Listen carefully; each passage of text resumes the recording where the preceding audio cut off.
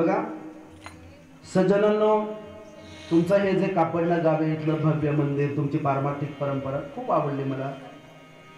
पण वारकरी ह्या नात्याने सांगतो, जेव्हा आम्ही पुंडलिक वरदा हरिविठ्ठलचा गजर करतो ना, तेव्हा हा गजर सगळ्यांनी मिळून करायचा असतो. पण पूर्वीसारखा गजर लोक आता करत नाही बरं का. आवाज येत नाही. अरुण महाराज टाळी वाजवा यांना सांगावं लागतं, गजर करा सांगावं लागतं. खरं तर कीर्तनाचा आनंद हा विठ्ठल विठ्ठल भजनात जास्त आहे महाराज. व्याख्याना ही आता निघाली, शेर मारा, शिवाजी महाराज सांगा, संभाजी महाराज सांगा, सांगू नका मी असं म्हणणार नाहीये.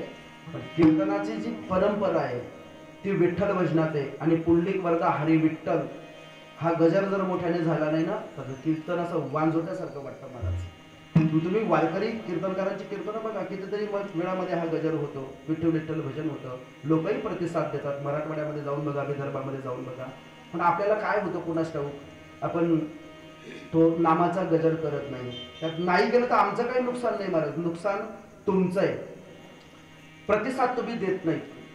खरं तर हे नामस्मरण झालं पाहिजे, तो गजर झाला पाहिजे कीर्तनातून. पुंडलिक वरदा हरी विठ्ठल मोठ्याने तो गजर झाल्याशिवाय कीर्तनाचा आनंद नाहीये. आणि कीर्तनात जेव्हा जेव्हा काही महत्वाचे मुद्दे आपल्याला आवडतात तेव्हा तुम्ही जशी टाळी वाजवतात तर तशी भजनाला का वाजवत नाही? का तुम्हाला कोणी नाही सांगितलेलं आहे? वाजवायला पाहिजे. एका वेळेला एखाद्या मुद्द्यावर टाळी नाही वाजली तरी चालेल, पण कीर्तनात भजन जेव्हा होतं तेव्हा टाळी वाजली पाहिजे. त्याच्याने कीर्तनाची शिस्त दिसून येते. सांगू, जुन्या काळी लोक एक शेर मारायचे सगळ्यात जुने कीर्तनकार, भोजन की मजा थाली से, झगड़े की मजा गाली से,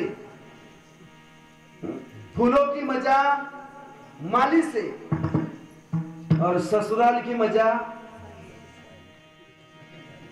मला माहिती होतं तुम्हाला माहिती होतं, ससुराल की मजा वैसे भजन की मजा ताली से. बर का, हे जुनं झालं. आता वाजवलं तुम्ही फार उपकार केले, हे जुनं झालं. नवीन सांगू का टाळी का वाजवायची असते? माझ्या नावाच्या पुढे ज्योतिषाचार्य शब्द लावला जातो. ज्योतिष सांगितल्याशिवाय मला जमतच नाही, सांगायलाच पाहिजे. दिवसभर तेच काम करतो मी. मागच्या 7-8 वर्ष आमच्या जळगावमध्ये देशदूत पेपर जळगाव जिल्ह्यात जो चालला, त्याच्या बुधवारच्या भविष्य पुराणीला दरवर्ष म्हणजे दर बुधवारी माझा लेख 6 वर्ष चालला. जळगाव सिटीला जर आज तुम्ही आलात तर प्रत्येक सण उत्सवाच्या अगोदरच्या दिवशी माझा लेख आज सुद्धा पेपरला असतो दिव्य सिटीला. दिवसाला मला 40 ते 50 लोक भेटायला येतात. दिवसाला मला 100 फोन असतात. आमच्या मनोहर महाराजांना माहिती आहे, आमचे नाना वगैरे यांना माहिती आहे. मला सकाळी उठल्याच्या नंतर 10-15 जण पहिलेच भेटायला अगोदर आलेले असतात. दिवसभर कथा कीर्तन आणि नंतर मिळालेल्या वेळेमध्ये मला पुढल्या सांगाव्या लागतात. मला स्वाभिमान आहे. मी जातीने जरी माळी असलो, मी जातीने जरी फुलमाळी असलो तरी सुद्धा ब्राह्मण लोक सुद्धा माझ्याकडे कुंडल्या पाहायला येतात. मला माझ्या विद्येचा आणि माझ्या गुरुंनी दिलेल्या आशीर्वादाचा स्वाभिमान आहे. या भागवत महाराज मानेने आतापर्यंत ज्या 26 लोकांना राजयोग वर्तवलेला होता त्यापैकी 19 लोक आज सरकारी नोकरीला उच्च पदावर त्या ठिकाणी आहेत. आणि त्यांनी आपला अभिप्राय लिहून दिलेला आहे की महाराजांनी सांगितल्याप्रमाणे आमचा राजयोग खरा ठरला. आणि सध्या राजकारण चाललेलं आहे म्हणून मी कुठल्याच पक्षाचं नाव घेणार नाही. मला स्वाभिमान आहे की आमच्या जळगाव मधले सगळे नामदार त्या ठिकाणी असणार आहे. मग ते खासदार असतील अथवा आमदार असतील, मला भेटतात. मला मनस्वी त्या ठिकाणी आनंद येते. मला नाही, माझ्यात असलेल्या त्या ठिकाणी हो त्या बुद्धीला, त्या कलेला त्या ठिकाणी ते नमन करतात. म्हणून ज्योतिषशास्त्राच्या दृष्टीने सुद्धा टाळी किती महत्वाची तेही मी सांगेल. ज्योतिषशास्त्राच्या दृष्टीने जी टाळी मी सांगेल, ती टाळी जर तुम्ही ऐकून घेतली तर तुम्ही नित्य कीर्तनात टाळी वाजवाल. आणि दुसरी टाळी ती की तुम्ही वाजवल्याच्या नंतर मला बरं वाटेल. मला का बरं वाटेल तर कीर्तनाची मजा ही टाळीने असते. मला ऐका, भिकाऱ्याला पाहिजे जोडी, भिकाऱ्याला जोडी, लाकूड तोड्याला मोडी, आजारी पेशंटला गोडी, किचन मध्ये ताव्यावर पाहिजे बायांना पोळी, अंगावर घालायला पाहिजे भारी बोला साडी, अंगावर घालायला पाहिजे भारी साडी, बाहेर गावी फिरायला पाहिजे भारी, तसं कीर्तन करायला पाहिजे कीर्तनात नाही तर त्याच्यावर मरायची येते म्हणून वाजवायची असते. मग मला पुण्य येते वाजवशाल नया टाळी. मी नाही सांगत, एका प्रमाणाने पाहू. जर तुम्हाला चालायचे असेल ना तर पंढरपूरची वाट चाला आणि टाळी त्या ठिकाणी वाजवा.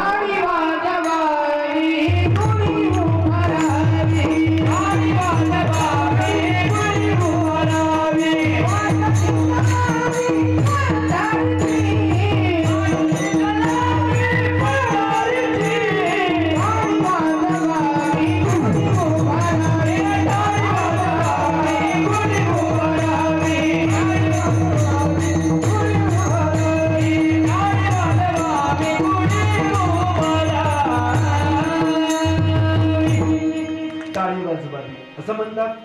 समांतर त्या ठिकाणी रेषेमध्ये दोन्ही हात जर पुढे केले आणि एका जर आढळले तर हृदयविकाराचा झटका येत नाही. त्या झटक्याबद्दलही जाऊ द्या बरं का. मला आयुर्वेदाबद्दल सुद्धा सांगता आलं असतं, मला तेवढी वेळ नाही, पण मी ज्योतिषशास्त्राच्या माध्यमातून सांगेन. बघा सज्जनांनो, स्त्री असो अथवा पुरुष, प्रत्येकाच्या हातावर रेषा आहेत बघा. खूप खूप रेषा आहेत तरी. आणि या रेषा काहीतरी सांगतात, या रेषा काहीतरी बोलतात महाराज. बाजारामध्ये माझं एक पुस्तक प्रकाशित होते, त्या पुस्तकाचं नाव आहे किमया हस्तरेषांची, जे गेल्या 3 वर्ष त्याच्यावर पण मी लेख प्रकाशित केला होता. आणि किमया हस्तरेषांची ते मुखपृष्ठावर चित्र दाखवलेल्या हाताचं त्याच्यावर रेषा आहेत, त्याच्यावर एक वाक्य लिहिलेलं आहे मी, हिंदीतला तो शेर आहे. ये लकीरें भी बड़ी अजब की होती है, ये लकीरें भी बड़ी अजब की होती है. लकीर यानी रेशा. हाथ पर खिंच जाए तो तकदीर बना देती, माथे पर खिंच जाए तो किस्मत बना देती, खाल पर खिंच जाए तो खून निकाल देती, रिश्तों के बीच खिंच जाए तो दीवार खड़ी कर देती, और जमीन पर खिंच जाए तो सरहदें बना देती. ये लकीरें भी बड़ी अजब की होती है. जिथे रेषा ओढली जाईल महाराज तिथे एक नवीन इतिहास निर्माण होत असतो. जमीनवर ओढली, अहो तुम ना बान, अहो आम ना बान, आपण भाऊ बन, यांना पोरगा त्यांना जाणं बन. हा पाकिस्तान तो बांगलादेश, सरहदे बना देती. रेष इतिहास घडवत असते महाराज. ज्या 4 बिघाच्या तुकड्यामध्ये सगळे आनंदाने फिरत होते, बाण पडला, हिम्मत गाऊ, इतिहास बना देती. जाऊ द्या. मग रेषा काहीतरी सांगतात. प्रत्येकाच्या हातावर रेषा आहेत महाराज. ज्यांच्या हातावर 3 पेक्षा जास्त गुणीच्या फुले आहेत त्याला म्हणतात कर्तरी योग. सामुद्रिक शास्त्रामध्ये काय बाबा, कर्तरी योग. आणि ज्यांच्या हातावर 3 पेक्षा जास्त गुणीच्या फुले आहेत त्यांनी कितीही काबाड कष्ट करू द्या, त्यांच्या हातावर पैसा थांबत नाही. 3 काही घरी गेल्यावर बघा ना, लोक हे सांगितल्याबरोबर बरं का असा हात पाहतात. मला त्या कर्तरी योगाबद्दल मी पुढे बोलायचं आहे. मागे पाडळशाला माझं कीर्तन होतं, मी असंच सांगत होतो सावंतवाडीला.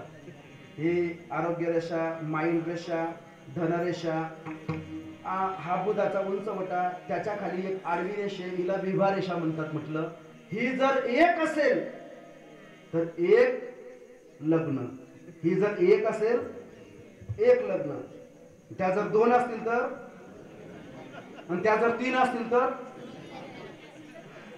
मग रातभर चालतो तसं बरं का. बाबा तुम्हाला म्हणून सांगतो, 25 वर्षाचा पोऱ्या जर हात पाहत असेल, 18-20 वर्षाची मुलगी जर हात पाहत असेल तर गोष्ट ठीक आहे की बा माझ्या जीवनात काय आहे. भागवत मला सांगतायत, नंतर आठवतं नाही आठवतं नवल नाही.